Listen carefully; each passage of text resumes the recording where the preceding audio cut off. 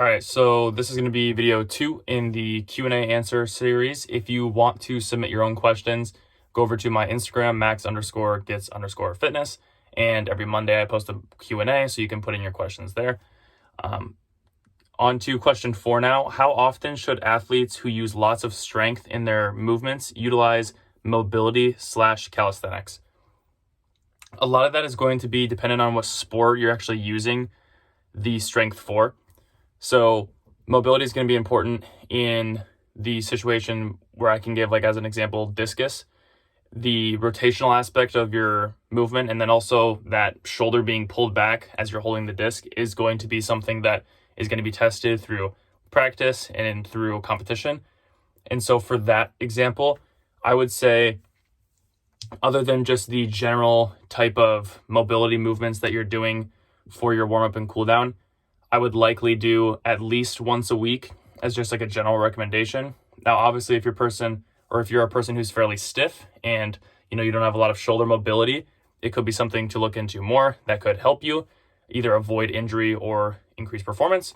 And then if you're a person who generally has good shoulder mobility, has no issues with pain or discomfort when doing any of that rotation movement, maybe once a week you can get away with it. However, I think for most athletes who do strength training, I could see a benefit of mobility in just about every single example. Is it something that you should focus on? No. I think that if you're a strength athlete, strength is the thing you should focus on.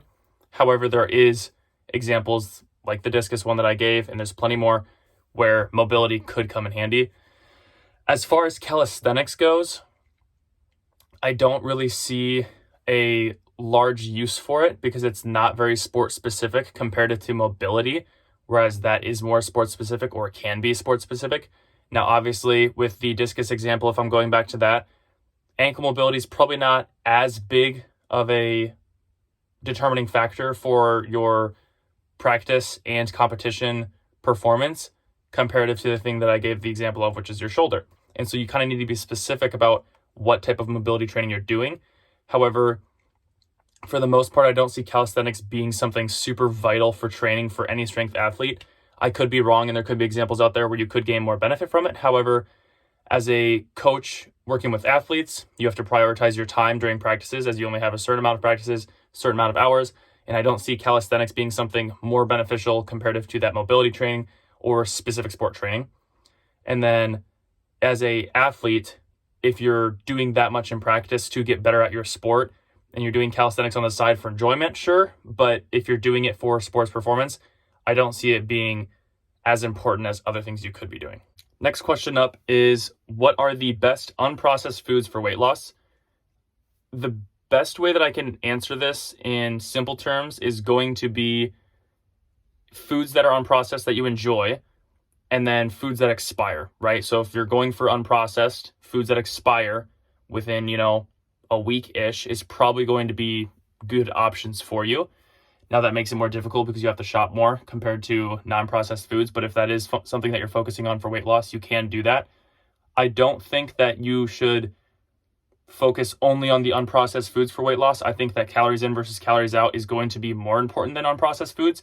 However, if you feel like weight loss in tandem with unprocessed foods is going to make it easier, sure. If you feel like you generally want to increase the quality of foods you're eating, sure. However, if you're just trying to lose weight through eating unprocessed foods, you can still gain weight through eating unprocessed foods. A great example of that would be nuts. Nuts are very high in calories. And so that is a recommendation that I would not give to somebody who is trying to lose weight, as they are going to make it very difficult to stay below your calorie maintenance and then stay in a deficit.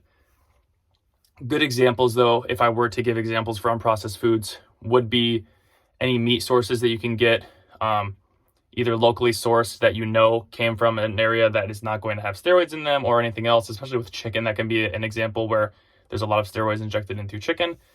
However, there are examples with, cows and any other meat that you go for that can be a problem there too. And so proteins would be good options, as they're going to help you to stay satiated, which is going to help with weight loss. Otherwise, foods that are high in fiber, those are generally going to be your vegetables and fruits. Specific ones within those are going to have more fiber as well. So if you're looking for an example within fruits, apples are going to be a great example. And so getting them from a local source, again, is going to help to make sure that they haven't been sprayed with chemicals in order to stop bugs from getting to them. And so that might raise the price of the foods that you're going for. So if price is an option or a concern, it can be difficult to find unprocessed foods that are going to be the best for you and for your weight loss. However, those are the examples that I can give that could hopefully help you along the way. Next question here is going to go in tandem with the one prior. And so the answer is going to be pretty quick with this one. What are the best unprocessed foods for muscle/strength gain? If I were to just have you rewind the YouTube video to the point in which I answered the question before, that's likely going to be the same answer. However, one thing I want to add so that it's not just me repeating the same thing is to say if you are trying to specifically go for muscle or strength gain, you want to focus a lot on the total amount of grams of protein that you're intaking. Generally, an easy estimate that you can go for is 1 gram per pound of body weight. However, 0.8 to 1.2 is also going to be a good range. So 0.8 grams or 1.2 grams per pound of body weight. If you are a person who is overweight, who's asking this question or is hearing this and is wanting the same advice, then the thing that you should take from that is go for goal weight and not body weight. That is generally going to be used with people who are extremely overweight or obese. And so, if you're at 400 pounds and your goal is to get to 200, generally 200 is the number that you want to use for grams per pound of body weight compared to the 400, not only because it's going to be hard to get that many grams of protein and expensive, but also on top of that, it's not necessary to get that many grams of protein to either A, maintain the total amount of muscle mass that you have, or B, gain more muscle or strength on top of the amount that you have. However, increasing your protein amount past that 1 gram per pound of body weight, or again, the range 0.8 to 1.2, can be beneficial in order to be satiated, as protein is going to be very good at that.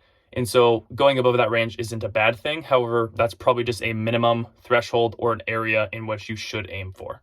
Question 7 here. What's the research on micro workouts and muscle gain? Short on time, but want results is what they say. So micro workouts haven't really received that much research as of now. However, in my opinion, I do think that they can be beneficial towards muscle gain, as you're asking, but also muscular strength. An example of this could be, I know for a lot of the Olympic powerlifters, they do this sort of type of training where they'll have multiple workouts throughout the day. And so they will go in, warm up, do 1 or 2 explosive lifts, cool down, leave, and do that multiple times a day. This allows them to get food in between, proper hydration, maybe some more sleep, and that allows you to come back workout after workout, still being able to perform at near 100%, which is beneficial to them in their training due to the fact that the law of specificity states we should be training in the ways that we are going to be competing as athletes. And so that's going to be beneficial. However, let's just say that you aren't going for athletic results and you, like you said, are just wanting muscle gain. Hypertrophy can be also found through these micro workouts, given that you're pushing yourself close enough to failure with proper enough weight under tempo. You're also eating enough, sleeping enough, and getting enough hydration. So you kind of have to balance a lot if you're wanting to do the muscle gain with these micro workouts, but the same thing could be said for only 1 workout a day that's longer, right? And so there isn't, again, any true research that has come out and said that they're more beneficial, less beneficial.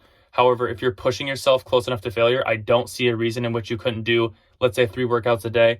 If you're doing a push workout, which is generally going to have chest, shoulders, and triceps in it, if you wanted to do a micro workout for chest, then triceps, then shoulders, I don't see a reason in which with proper training, you couldn't gain similar enough results comparative to 1 workout, if not maybe more if you're an untrained individual or an experienced individual who is really able to push themselves hard, and that gives them more rest time in between. Number 8 here, I'm going to keep this one short and sweet if I can. What's the best way to recover from fatigue? Proper hydration, proper nutrition, and proper sleep. Those are going to be the main 3 things that you can do in order to recover from fatigue. So again, meeting your protein goal, getting sufficient carbohydrates and fats, as those are going to help with our energy reserves and also our hormones. Sleep is going to be important. It's been quoted as something that should be a performance enhancing drug if it wasn't necessary for humans to do within sport. And so if that says anything, it's very important. And then also within muscle, it's going to be made up of close to 80% water. And so hydration is also going to be important for our performance. So again, sleep, nutrition, and hydration.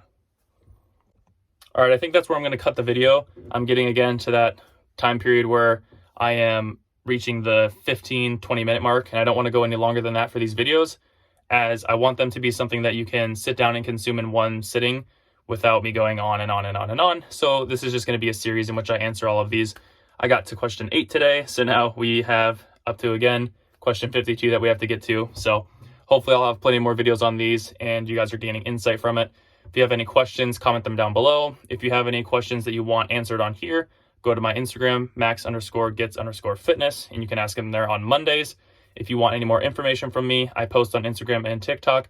Also, I have a blog where you can look that up if you would like as well, maxgetsfitness.wordpress.com, where I post every Tuesday. So if you like this video, leave it a like, subscribe, and have a good day.